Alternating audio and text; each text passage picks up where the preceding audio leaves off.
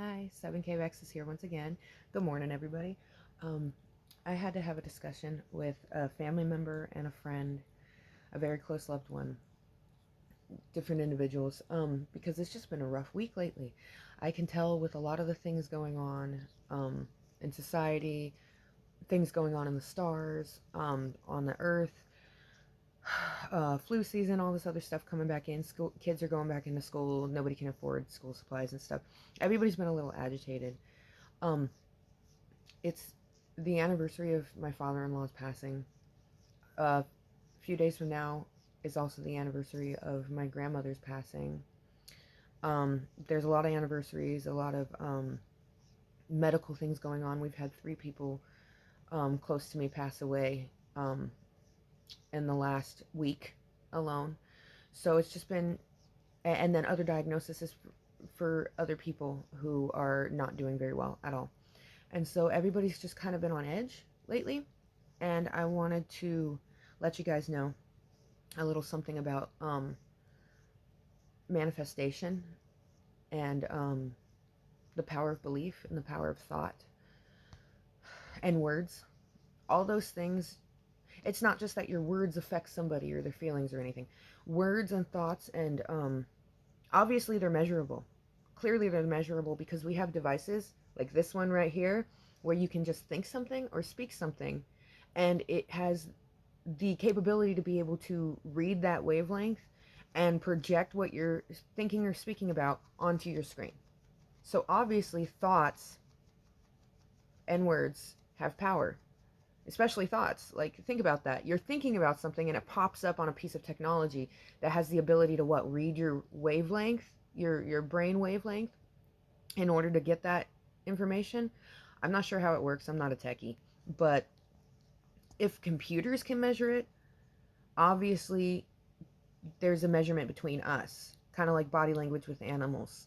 Um, so words and thoughts are super powerful, and when we're frustrated and angry, a lot of the times when people are inconveniencing us, we just want to curse the world with all negativity, or we want to think, oh, this person's not talking to me, so maybe they're angry at me, or maybe they don't like me anymore, or this or that. All you're doing for yourself when you think about that stuff, especially when you put it out there, you're more likely to manifest it for yourself.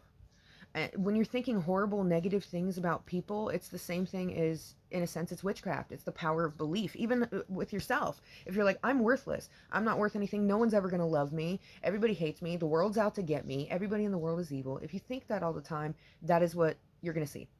And everyone around you is going to see that that's how you're perceiving the world, and they're going to perceive you that way.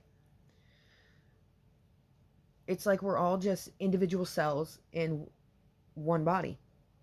And we all have our own personal ways of interpreting things and our own experiences that also help form connections in our brain of how to um, make decisions and see patterns. And when you're thinking about those things over and over again, you're more likely to keep thinking about it and keep being negative.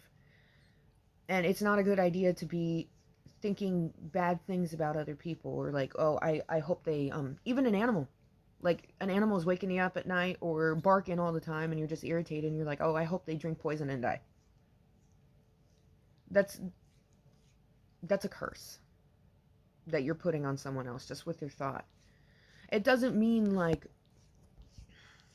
yes, we have free will, yes, we have the ability to of free speech, and we should. But the thing is that a lot of the things that we say and we think, the more you put energy into it, you put that thought out there, now you made it real, and everybody else has the ability to think about it as well.